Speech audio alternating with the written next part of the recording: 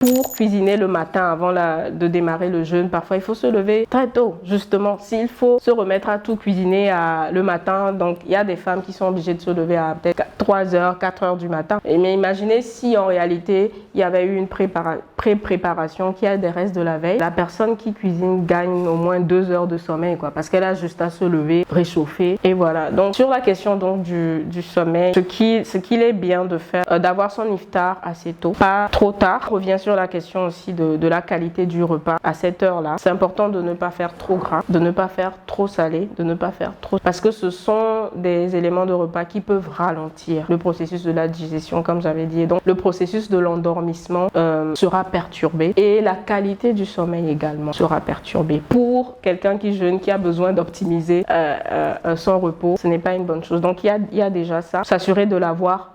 Il y a aussi le type d'aliments du repas sur lesquels on peut agir parfois. Il y a des aliments qui apportent à l'organisme un certain acide aminé qu'on appelle le tryptophane, qui va permettre la production de mélatonine, qui est l'hormone du sommeil en fait. Donc on peut aller dans ce détail, on peut aller aussi loin que ça dans ce détail en recommandant au repas du coup d'avoir quand même un peu de protéines. Les œufs, les viandes, les poissons vont avoir un bon apport en tryptophane pour justement agir sur la mélatonine.